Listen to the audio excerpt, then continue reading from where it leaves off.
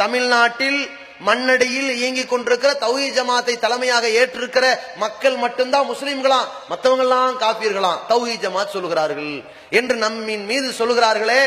யாரையும் காபீர் என்று சொல்வது கூடாது என்று பேசுகிறார்களே. தர்கா வழிபாடு செய்பவனை இணை வைப்பாளர் சொன்னா கோபம் வருகிறது. தர்கா வழிபாடு செய்யறவன தர்கா வழிபடுறான்னு சொல்லுங்க. ஷிர்க் வைக்கிறான் ஏன் சொல்றீங்க? முஷ்ரிக்னு ஏன் சொல்றீங்க? முஷ்ரிக்குங்கிற பேர்ல இணை வைப்பாளர் ஏன் பட்டம் குத்துறீங்க? அவனை காஃபிர்னு ஏன் சொல்றீங்க? இணை வைக்கின்ற பள்ளிவாசல் ஏன் சொல்றீங்க? அந்த ஷிர்க் வைக்கிற பள்ளிக்கு போமாட்டேன்னு ஏன் பிரிக்கிறீங்க? ஏன் முஸ்லிம்களையும் பள்ளிகளையும் பிரித்துக் கொண்டிருக்கிறீர்கள் என்று கேட்கிறார்கள். யாருடைய வழியை நாம் கடைபிடித்துக் கொண்டிருக்கிறோம்? நபிகள் பெருமானார் அவர்கள் அந்த மக்கத்து காஃபிர்களை முஸ்லிம்களை என்று கூப்பிட்டார்களா?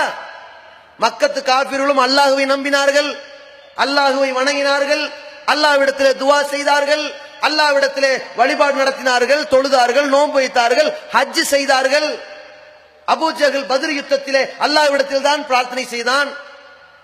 அப்ப அபூ ஜஹலை பார்த்து ரசூலுல்லாஹ் நீயும் அல்லாஹ்வை வணங்குற, நானும் அல்லாஹ்வை வணங்குற, நமக்குள்ள எதுக்கு சண்டை? பிரிந்தார்களா? அந்த நேரத்தில் வளைந்து கொடுத்தார்களா?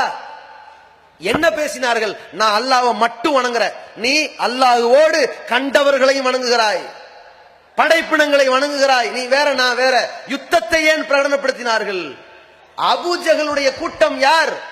மனிதர்களை கடவுளாக, மகான்களை கடவுளாக, கொடிமரத்தை கடவுளாக, ஜண்டாக்களை கடவுளாக, செத்து போனவனை வழிபடுவதை இஸ்லாம் என்று நினைத்துக் கொண்டு வாழ்ந்தானே, அது சரியான வழி என்று நினைத்துக் கொண்டிருந்தானே, அதுதான் நம்மை அல்லாஹ்விடத்திலே சொர்க்கத்தில் இணைக்கும் என்று புரிந்து கொண்டிருந்தானே, அவர்களை பார்த்து அல்லாஹ் கூப்பிட சொன்னான். குல் நபியே கூப்பிடு, யா அய்யுஹல் காஃபிரூன், இறை நிராகரிப்பாளர்களை என்று கூப்பிடு என்றான்.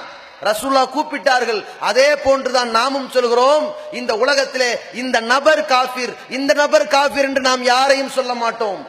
இந்த சர்வ தேசத்திலும் வாழுகிற மக்களில் யார் அல்லாஹ்வுக்கு இணை கற்பிக்காமல் இருக்கிறார்களோ அவர்கள் எந்த இடத்தில் இருந்தாலும், எந்த மொழி பேசிக் கொண்டிருந்தாலும் அவர்கள் முஸ்லிம்கள். இந்த உலகத்திலே யார் அல்லாஹ்வுக்கு இணை கற்பிக்கிறார்களோ, அல்லாஹ்வுடைய ஆற்றலை மனிதனுக்கு கொடுக்கிறார்களோ, அல்லாஹ்வுக்கு செய்ய வேண்டிய வணக்க வழிபாடை மற்றவர்களுக்கு செய்கிறார்களோ அவர்கள் காஃபிர்கள் தான்.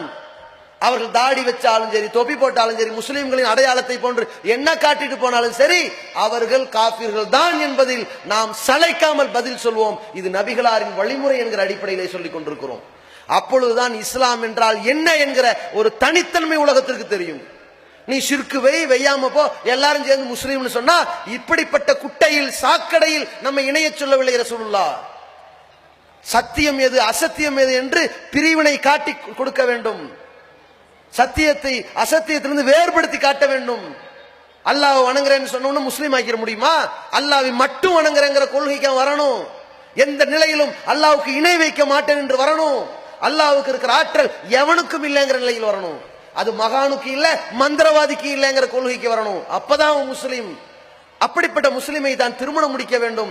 அப்படிப்பட்ட முஸ்லிமுக்கு பின்னால் தான் தொழ வேண்டும். அப்படிப்பட்ட இஸ்லாத்தில் உள்ள நிலையில் பள்ளிவாசலை நிர்வாகம் செய்தால் தான் அந்த பள்ளியில் தொழ வேண்டும். அப்படிப்பட்ட நிலையில் இறந்து போனவனுக்குத்தான் பாவ மன்னிப்பு தேட வேண்டும். அப்படிப்பட்டவனுக்காகத்தான் அந்த ஜனாசாவுடைய தொழுகையில் கலந்து கொள்ள வேண்டும் என்கிற இந்த சத்தியத்தை நபிகளாருடைய வழியின் அடிப்படையிலே இந்த ஜமாத் சொல்லி பிரச்சாரம் செய்து கொண்டிருக்கிறது.